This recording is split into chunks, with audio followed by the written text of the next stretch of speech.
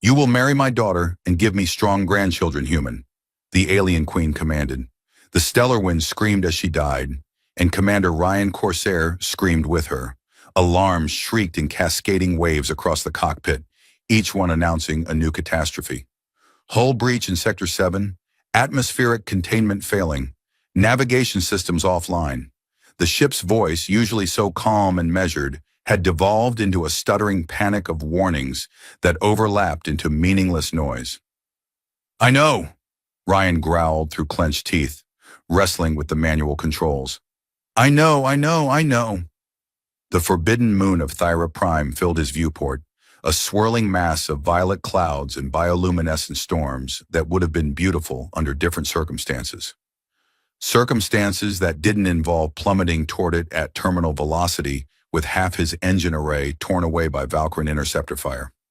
He'd been running cargo through the neutral drift, a perfectly legal shipment of medical supplies bound for the colony at Meridian Station.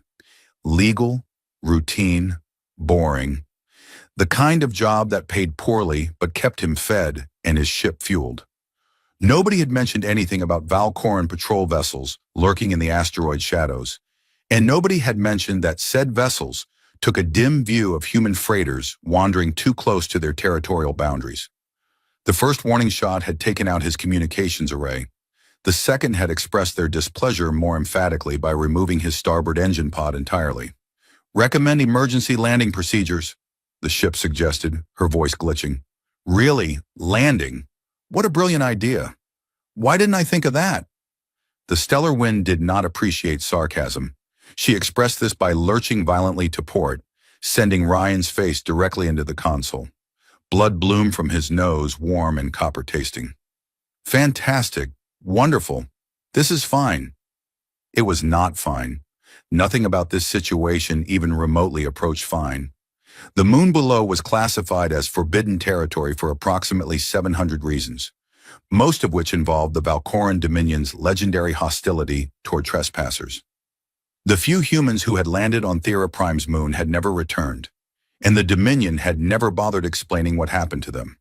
The general assumption involved unpleasant deaths in shallow graves, though some of the more creative theories in spacer bars suggested experimentation, slavery, or being fed to whatever massive creatures reportedly stalked the moon's forests. Ryan had always found those stories amusing, campfire tales to frighten new recruits. Now, watching the violet clouds rush up to meet him, he found them significantly less entertaining. The ship broke through the cloud layer, and Ryan caught his first glimpse of the surface. Dense forests stretched to every horizon, trees that glowed with internal phosphorescence in shades of blue and green and gold. Rivers of something that might have been water or might have been something far stranger, carved silver paths through the vegetation. In the distance, mountain ranges rose like broken teeth against the perpetual twilight sky. Beautiful, absolutely beautiful. He was probably going to die surrounded by beauty, which seemed like a cruel joke the universe was playing specifically on him. Brace for impact, the ship announced. Bracing. Ryan pulled his harness tighter and grabbed the emergency handles above his head. If anyone finds my body, tell them I died doing something heroic. Lie if you have to. The stellar wind hit the forest canopy at approximately 300 kilometers per hour. The next several seconds existed only as a blur of noise and violence. Trees shattering, metal screaming, the ship cartwheeling through vegetation that exploded around her like fireworks. Ryan's world became a tumbling nightmare of impacts and sparks, and the copper taste of blood filling his mouth. Then silence. Blessed, terrifying silence. Ryan hung upside down in his harness, swaying gently. Smoke curled through to the cockpit, and somewhere behind him, something electrical crackled and popped with dying energy. Emergency lighting bathed everything in dim red, turning the ruined cockpit into something that resembled a vision of hell. Ship? His voice came out as a croak. Status report? Nothing. The stellar wind had given everything she had. Her voice was gone, her systems dark, her hull scattered across several kilometers of alien forest. Ryan fumbled with his harness release, then immediately regretted it as he crashed headfirst onto the ceiling that had become his floor. Pain flared through his shoulder, his ribs, his left ankle. Nothing broken, probably. Maybe. He'd had worse. He'd definitely had better. The emergency hatch refused to open through normal means, which meant kicking it repeatedly until the damaged seals gave way. Ryan tumbled out onto soft ground covered in moss that glowed faintly purple beneath his hands. The air hit him immediately, thick, humid, tasting of copper and ozone, and something sweetly organic that he couldn't identify. Breathable. That was something.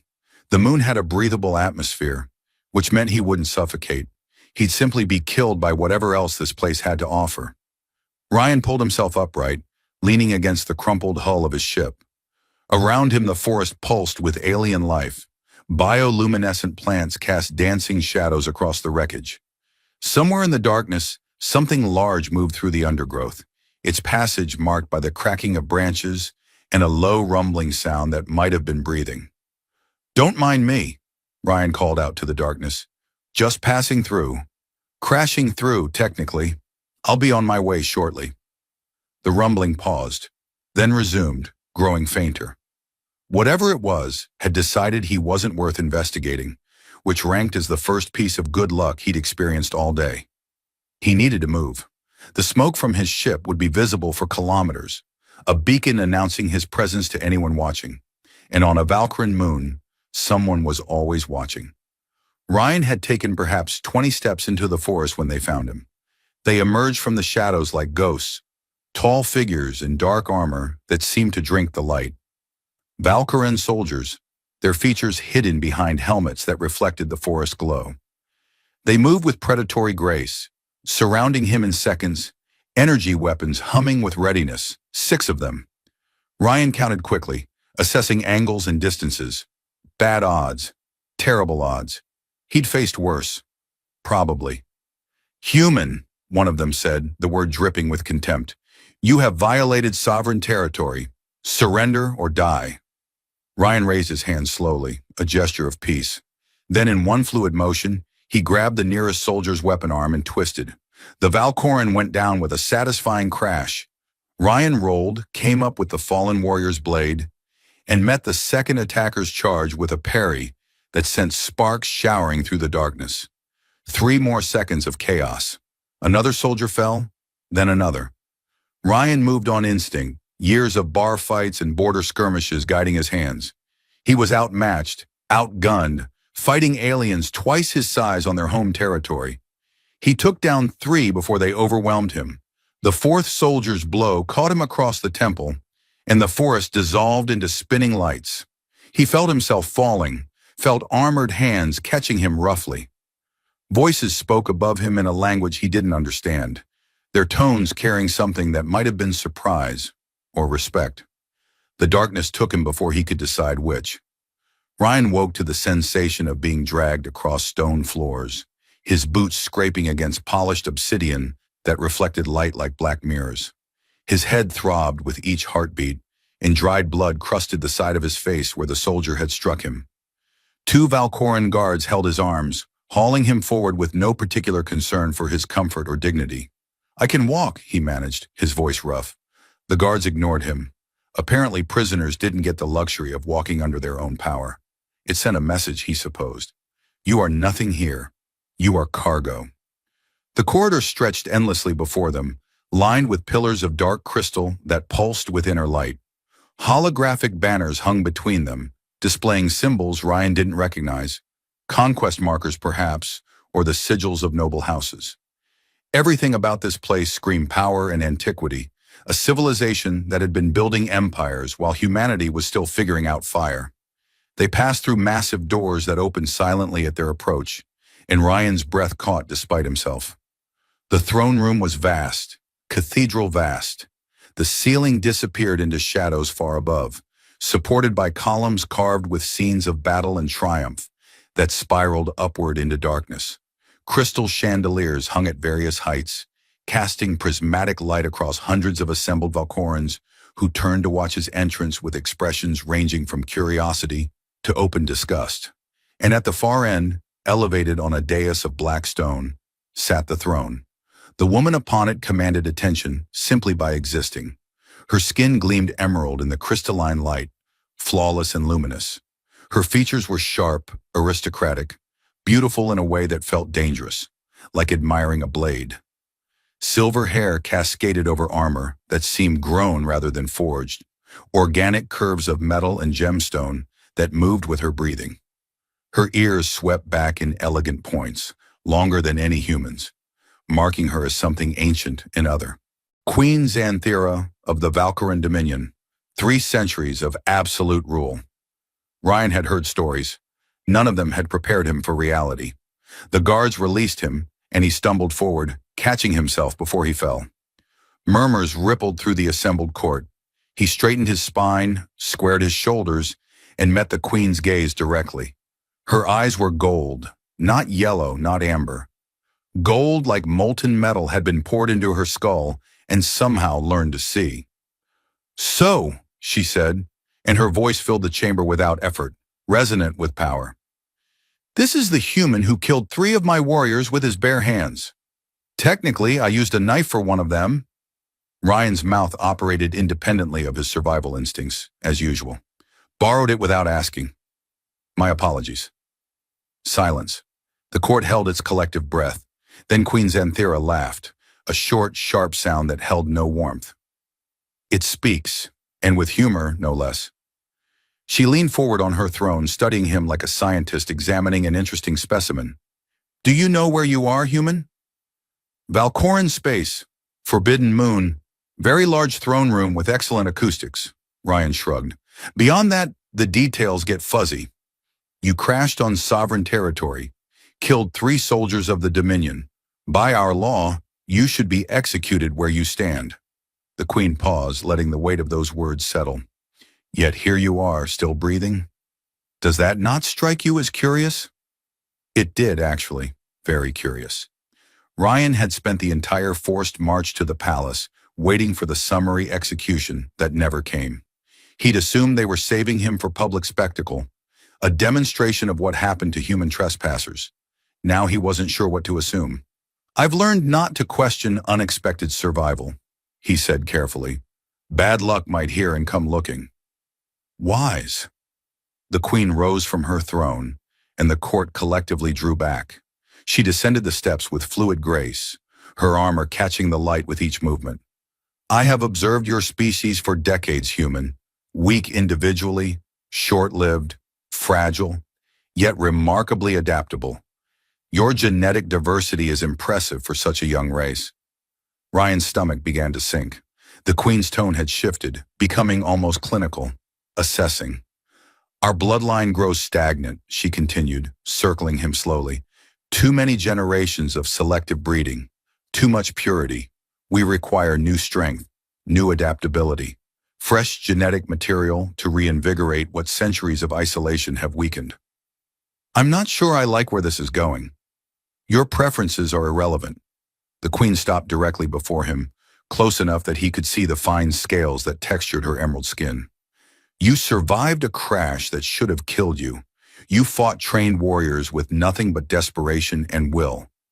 You possessed resilience I have rarely witnessed in any species." She smiled, and it was the coldest expression Ryan had ever seen. "You will marry my daughter and give me strong grandchildren, human." The words hit him like a physical blow. Marriage, grandchildren. He opened his mouth, closed it, opened it again. For possibly the first time in his life, Ryan Corsair had absolutely nothing clever to say. "I'm sorry," he finally managed. "Could you repeat that? I think the head injury is affecting my hearing." "Your hearing is fine." The Queen gestured toward the dais, and Ryan's attention shifted to a figure he hadn't noticed before. She stood in the shadows behind the throne, still as a statue. As she stepped forward into the light, Ryan felt his breath catch for entirely different reasons than fear. Princess Sirana was beautiful, not in the terrifying way of her mother, but something softer, more complex. Her skin was lighter green, like spring leaves in morning sun. Her features carried her mother's sharpness, but tempered with something else.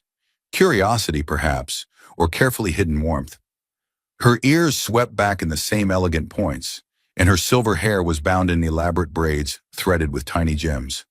But it was her eyes that held him. Gold like her mother's, yet somehow entirely different.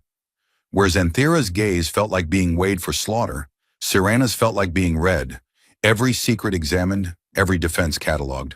She hadn't moved, hadn't spoken, but something flickered in those golden depths as she studied him. "And if I refuse?" Ryan asked, forcing his attention back to the queen. "Then you die, and I find another human." Xanthira's tone suggested this would be a minor inconvenience at most. "There are many of your kind in my prison camps, but you interest me, and more importantly, you interest my daughter." Ryan's eyes snapped back to Serena. "Interest? She requested you specifically," the queen continued, obvious satisfaction in her voice. "After watching your capture, tell him, daughter." The princess finally spoke, her voice low and measured, carefully controlled. "You showed no fear when they brought you in. Every other prisoner we've taken begged for mercy, wept, pleaded." She tilted her head slightly, those golden eyes never leaving his face. "You asked if there was food." Ryan remembered that moment dimly, waking in a cell, guards staring at him through energy barriers. His first words had been a complaint about being hungry. "I hadn't eaten in 18 hours, he said. Seemed like a reasonable question. Something almost like a smile crossed Serana's lips. I found that refreshing. The throne room had gone deathly silent. Every Valkoran noble, every guard, every servant pressed against the walls held their breath, watching the human who had just been handed an impossible choice, death or marriage to their princess. Most would have fallen to their knees in gratitude. Most would have wept with relief at being spared execution. Ryan Corsair was not most people. "Fine," he said slowly, and the court exhaled collectively. "But I have conditions." The silence that followed was different, sharper. Somewhere behind him, Ryan heard the distinct sound of weapons being readied. The guards clearly expected their queen to order his immediate death for such insolence. Queen Xanthira did not move. Her golden eyes narrowed slightly, but the cold smile remained fixed on her emerald features. "Conditions," she repeated, tasting the word like something foreign. "You stand in my throne room, surrounded by warriors who would gut you at my command, and you speak to me of conditions. With respect, Your Majesty, you just told me I'm valuable enough to marry your daughter. That suggests gutting me would be counterproductive." A muscle twitched near the queen's eye. Ryan couldn't tell if she was furious or amused. Possibly both. "Speak your conditions, human, quickly before my patience expires." Ryan had approximately 3 seconds to invent demands that wouldn't get him killed. His mind raced through possibilities, discarding most immediately. He couldn't ask for freedom. That would never be granted. He couldn't demand to leave. The whole point was keeping him here.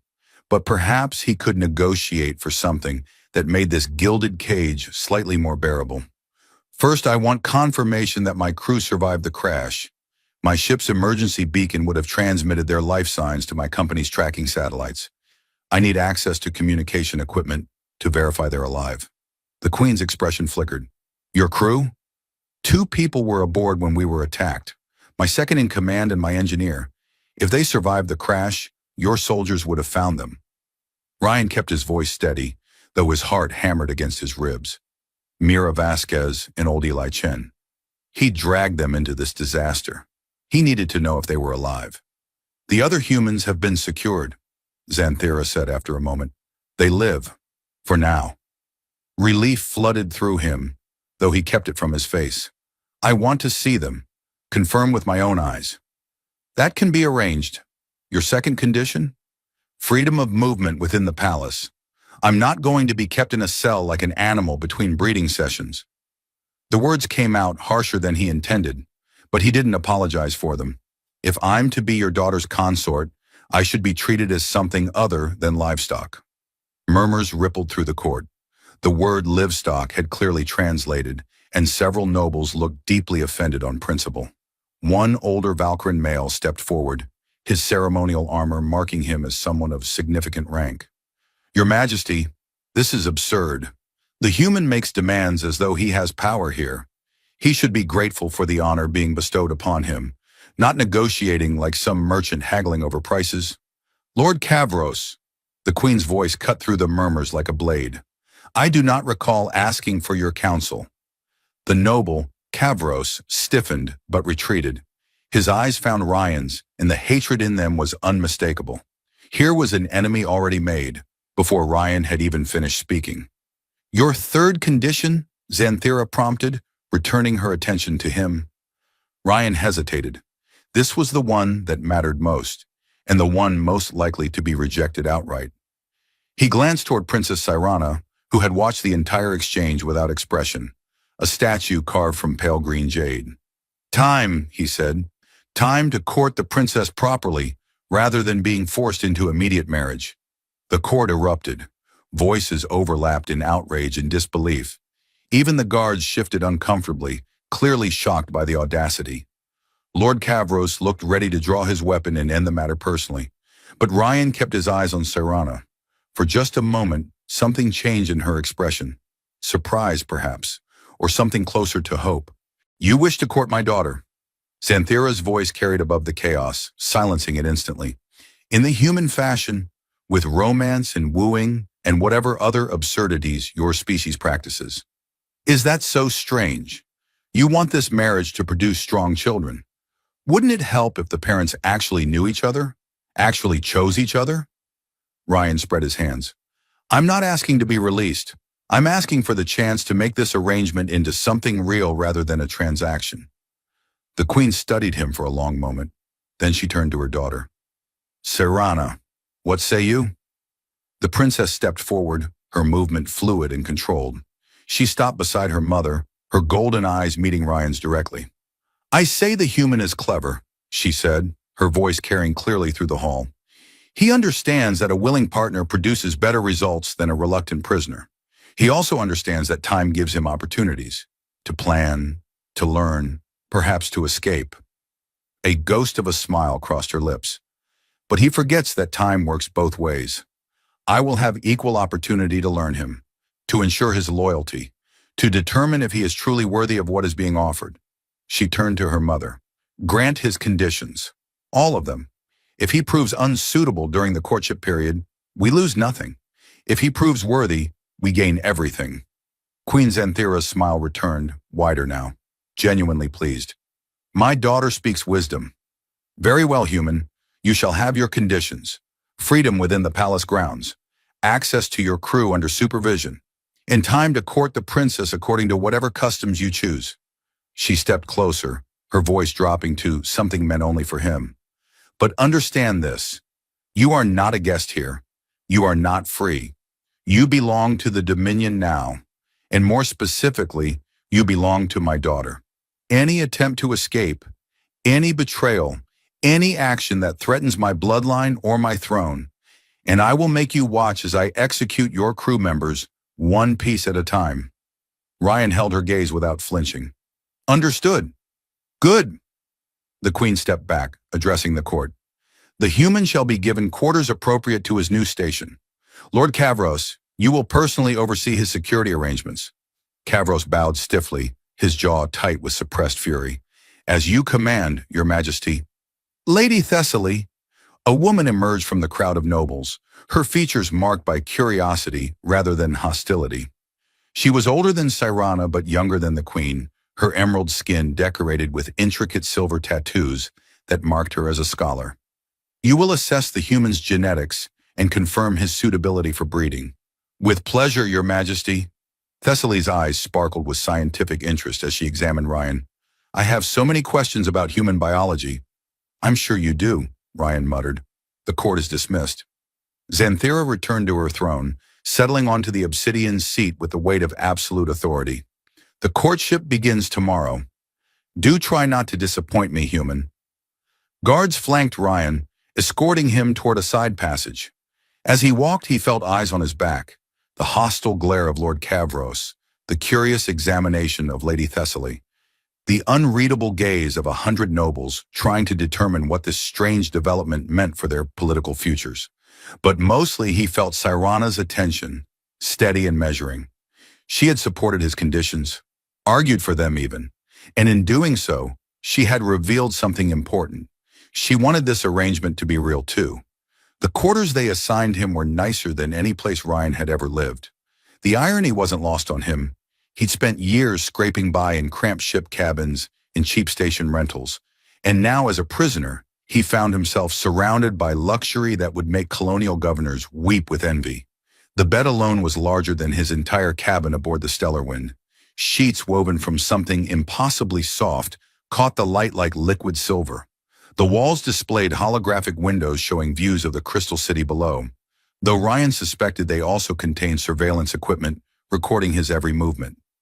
A private bathing chamber featured a pool of heated water that changed colors based on some alien logic he couldn't decipher. He'd been given fresh clothing as well, Valkoran fashion that felt strange against his skin. Flowing fabrics in deep blues and silvers, cut to accommodate a frame slightly different from human proportions. The collar sat too high, the sleeves too long, but it was clean and didn't smell like smoke and blood, which marked a significant improvement over his previous wardrobe. 3 days had passed since his audience with the Queen. 3 days of being poked and prodded by Lady Thessaly, who approached his body with the enthusiasm of a child discovering a new species of insect. She had drawn blood, measured his bone density, scanned his neural patterns, and asked deeply personal questions about human reproduction that made him blush despite himself. Fascinating, she'd murmured during the third examination, studying readouts on a crystalline display. Your species' genetic adaptability is remarkable. So much variation in such a small sample size. The potential for hybrid vigor is extraordinary. Happy to be extraordinary, Ryan had replied dryly. Could we maybe discuss this over dinner instead of while I'm half naked on an examination table? Thessaly had blinked at him, genuinely confused. Why would the location affect the conversation? Cultural differences. So many cultural differences. Now, on the morning of the fourth day, a chime at his door announced his first official appointment with Princess Serena. The courtship, as decreed by the Queen, was to begin in earnest. Ryan checked his reflection in a mirror that helpfully displayed his heart rate and stress levels, elevated on both counts, and straightened the uncomfortable collar of his borrowed clothes. He had faced pirates, survived 3 separate ship crashes, and once talked his way out of an Orion smuggler's den, armed with nothing but a bottle of cheap whiskey and audacity. Surely he could handle a walk in a garden with an alien princess. The door opened to reveal not Serena, but a servant, a young Valkoran woman whose green skin flushed slightly darker when she looked at him. Curiosity or disgust, he couldn't tell. The princess awaits you in the Crystal Gardens, she said, her accent making the words musical. Follow me. The palace corridors twisted and turned in patterns that seemed designed to confuse. Ryan tried to memorize the route, old habits from years of needing quick escape paths, but the architecture defied logic. Stairs that spiraled in impossible directions. Hallways that curved back on themselves. Windows that looked out on views that couldn't possibly exist from their apparent locations. Is the palace designed to be confusing? He asked the servant. Or am I just exceptionally bad with directions? The servant almost smiled. Almost. The layout follows sacred geometries established by the first queen 3,000 years ago. Outsiders often find it disorienting. Outsiders. That's a polite way to put it. They emerged into sunlight, or what passed for sunlight on this moon. The crystal gardens spread before him, a vast expanse of cultivated alien beauty that stole his breath despite his circumstances. Plants he couldn't name grew in spiraling patterns, their leaves and petals catching the light and refracting it into rainbow cascades. Fountains of liquid silver sang in harmonies that seemed almost musical. Pathways of crushed gemstone wound between sculptures that moved slowly, changing shape over hours or days. And there, beside a pool of perfectly still water, stood Princess Serena. She wore formal attire today, robes of deep purple that complemented her pale green skin. Her silver hair was arranged in an elaborate style that must have taken hours to achieve, threaded with tiny crystals that caught the light. Her pointed ears were adorned with delicate chains of gold that connected to a circlet resting on her brow. She looked like something from a dream, or a nightmare, depending on perspective. You came, she said as he approached. Did I have a choice? There is always a choice. Serena gestured to the path beside her. Walk with me, human. We have much to discuss. They fell into step together, moving slowly through the garden's winding paths. Silence stretched between them, Not quite comfortable, but not hostile either. Ryan found himself studying her profile, the sharp lines of her features, the way her golden eyes reflected the garden's prismatic light. "You should know," Serana said finally, "that Lord Kavros has already petitioned my mother to have you executed. Twice." "Only twice?" "I'm almost offended. He considers humans inferior, contamination of our bloodline. Many in the court share his views." She paused beside a flower that seemed to be made of living glass. "They will work against this arrangement, against you." "And where do you stand?" Serena turned to face him, her expression unreadable. "I stand where I have always stood, in service to my people. If this marriage serves the Dominion, I will see it through. If it threatens us, I will end it personally." "Romantic." "I am not offering romance, human. I am offering honesty."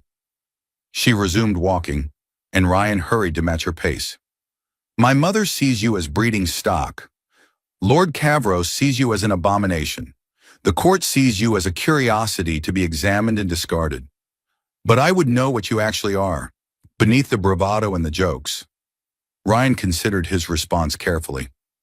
"Honesty," she'd said. "Perhaps that deserved honesty in return.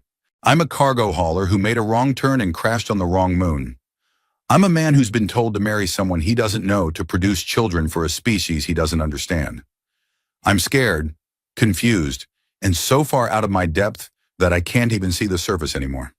He stopped walking, forcing her to stop as well. "But I'm also someone who keeps his word. If I agree to this, really agree, not just say words to avoid execution, then I'll see it through, for better or worse." Cyrana studied him for a long moment. That almost sounded sincere. It was sincere. The almost is entirely your perception. Something shifted in her eyes. Not warmth exactly, but perhaps the absence of coldness. "You asked for time to court me properly. Very well. Show me how humans do such things. I am curious to see if your species' romantic customs are as strange as everything else about you." Ryan looked around the alien garden, at the impossible plants and singing fountains, and the beautiful, dangerous woman standing before him. "I don't suppose you have anything to eat around here? Courtship works better on a full stomach." Serana's lips twitched. "You and your obsession with food. Basic survival instinct. Hard to be charming while starving." "Very well." She gestured toward a pavilion half hidden among crystal trees. "I had refreshments prepared, though I warn you, Valkyrian cuisine may challenge your digestion. Princess, at this point, challenging my digestion is the least of my concerns." 2 weeks into the courtship, Ryan had learned several important things about Valkyrian culture. First, their concept of appropriate meal portions was terrifying. Single dishes could feed a human family for days. Second, their poetry was incomprehensible, filled with references to battles and bloodlines that stretched back millennia. Third, and most importantly, Princess Serana laughed when she thought no one was watching. He'd caught her doing it twice now. Once when he'd mispronounced a Valkyrian word so badly that he'd accidentally declared passionate love for a piece of furniture. Once when he'd attempted to use ceremonial chopsticks and launched a piece of meat directly into a fountain. Both times, she'd covered her mouth quickly, composing her features into their usual mask of noble detachment. But he'd seen it, that flash of genuine amusement beneath the carefully constructed exterior. It gave him hope. Probably foolish hope, but hope nonetheless. Today's courtship activity involves something called the Memory Walk, a traditional stroll through the palace's historical archives where couples were meant to share stories of their ancestors. Ryan had pointed out that his ancestors were farmers and factory workers whose greatest achievement was not dying of preventable diseases, but Serana had insisted the tradition be observed. They walked through corridors lined with holographic displays showing great moments in Valkoran history. Battles won, territories conquered, enemies vanquished. 3,000 years of dominion compressed into flickering light and carefully curated narrative. "Your people have accomplished much," Ryan observed, watching a replay of some ancient war. "Conquering half the known galaxy takes dedication. It takes necessity." Serana paused before a display showing a star map marked with Valkoran territory. "We did not expand from ambition alone. Our homeworld died, Climate collapse, followed by resource wars, followed by extinction-level catastrophe. The survivors fled to the stars, and we learned that security comes only through strength. I'm sorry about your homeworld. Sirana glanced at him, surprised. That was 3,000 years ago. Doesn't mean it stopped hurting. She was quiet for a moment, studying his face as though searching for mockery. Finding none, she continued walking. You are a strange human. You make jokes constantly, deflect every serious moment with humor. Yet occasionally you say things that suggest depth beneath the performance. Maybe the jokes are the depth. Ever consider that? No. Fair enough. They rounded a corner and nearly collided with Lord Kavros. The noble stood blocking their path, flanked by two soldiers in ceremonial armor. His expression radiated contempt, and his hand rested on the hilt of a weapon that looked designed for both ceremony and violence. Princess Serena. He bowed stiffly, the gesture precisely correct, yet somehow insulting. I did not expect to find you here, with the human. Lord Kavros! Serana's voice could have frozen starship fuel. I was not aware I required your approval for my movements within my own palace. Of course not, Highness. I merely expressed surprise that you would waste your time on such diversions. His golden eyes slid to Ryan. The creature should be in its quarters, or better yet, in a cell where it belongs. The creature has a name, Ryan said pleasantly. An excellent hearing. Kavros ignored him entirely. Your mother may have approved this farce, but many in the court remain unconvinced. The bloodline of the Dominion should not be polluted with inferior genetics. There are other options. Valkyran males from noble houses who would be honored to provide heirs. Males like yourself, perhaps? The silence that followed was sharp enough to cut. Ryan suddenly understood what this was really about. Lord Kavros hadn't just opposed the marriage on principle, he'd wanted Serana for himself. The human wasn't just an insult to Valkoran purity, he was a rival. I serve the Dominion, Kavros said carefully, in whatever capacity is required. How noble! Serana stepped forward, and despite being shorter than the warrior, she somehow seemed to look down at him. My mother has made her decision. The courtship proceeds. If you have objections, I suggest you take them to the Queen directly. I'm certain she would welcome your counsel. The threat was clear.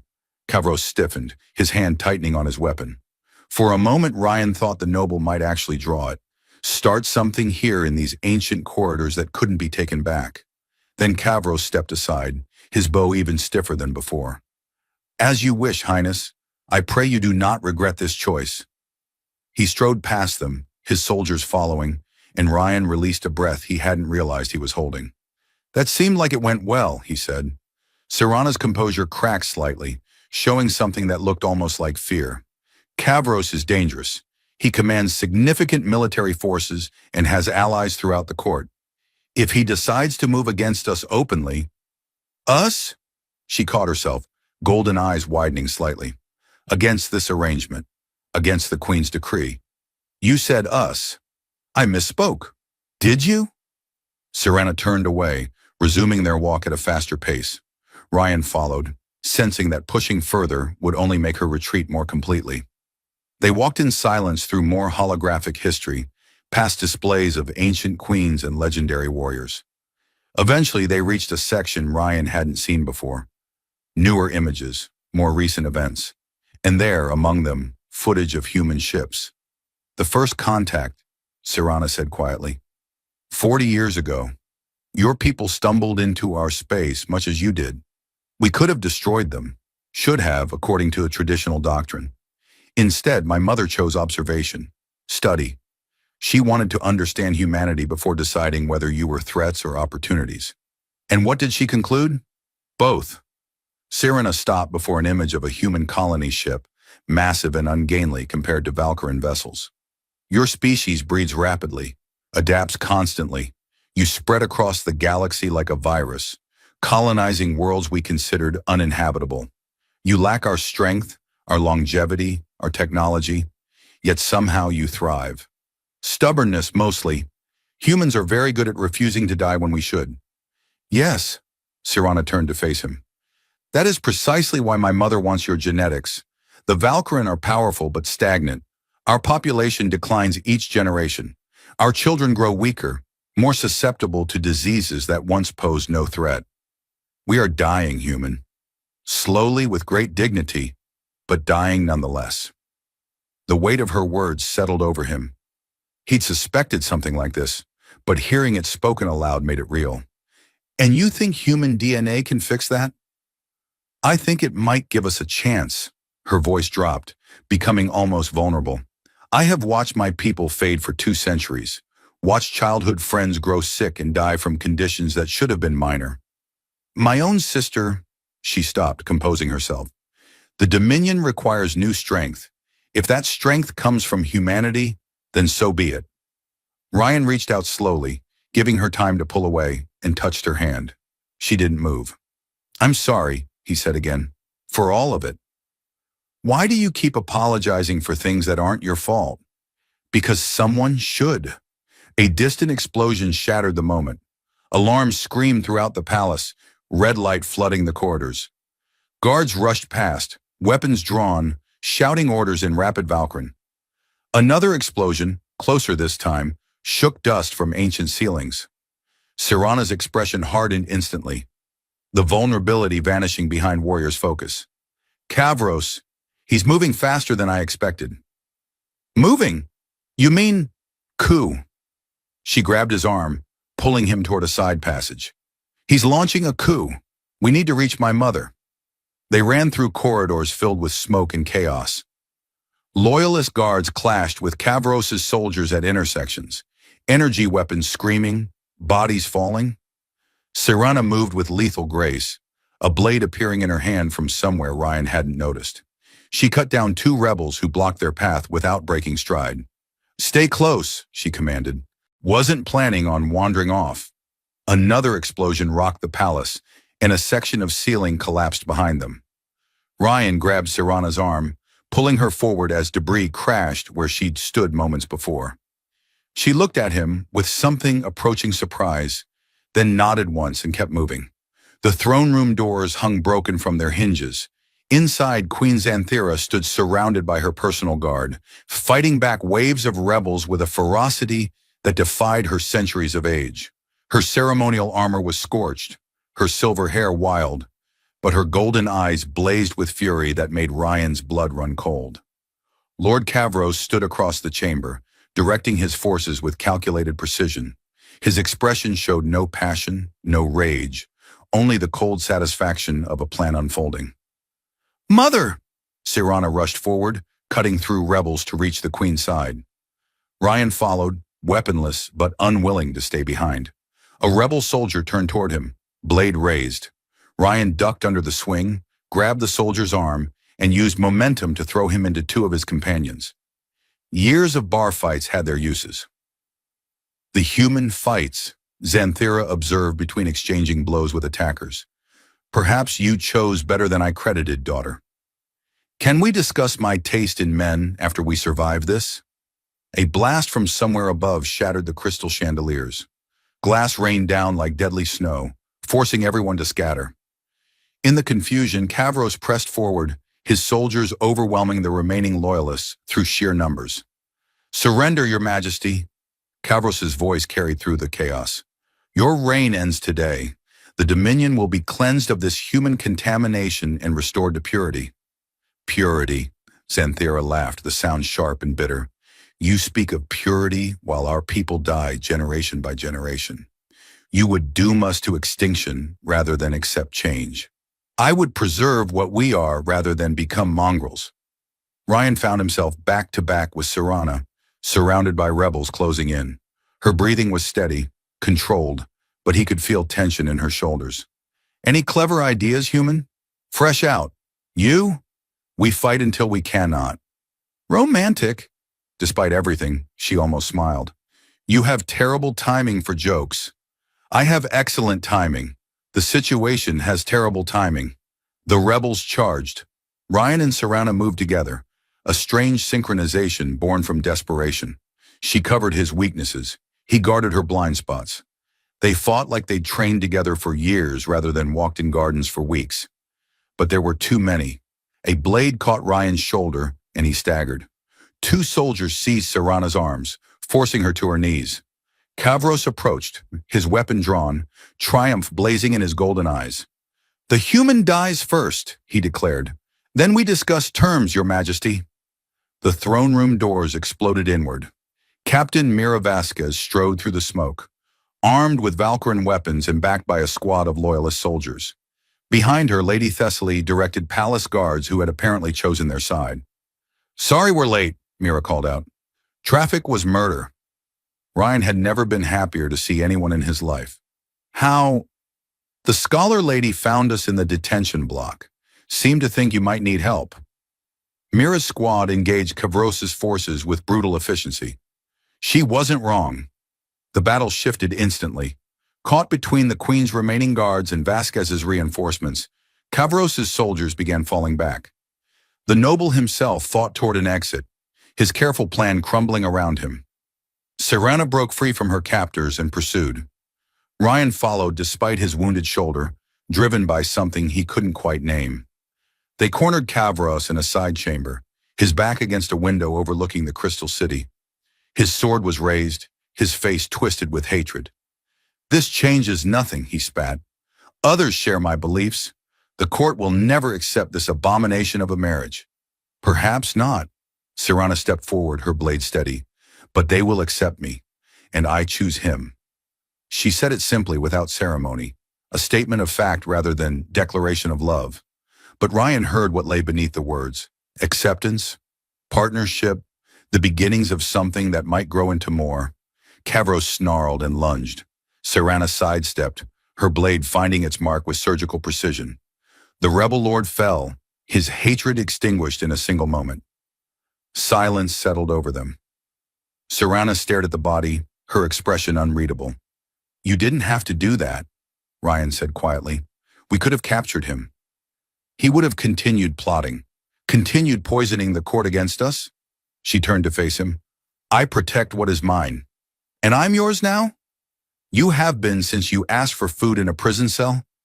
The aftermath took hours. Rebel soldiers were captured or killed. The wounded were treated. The dead were counted. Queen Xanthira surveyed the damage to her throne room with cold fury, already planning retribution against noble houses that had supported the coup. But she also looked at Ryan differently now, not as a livestock or curiosity, but as someone who had fought for her daughter, for the Dominion.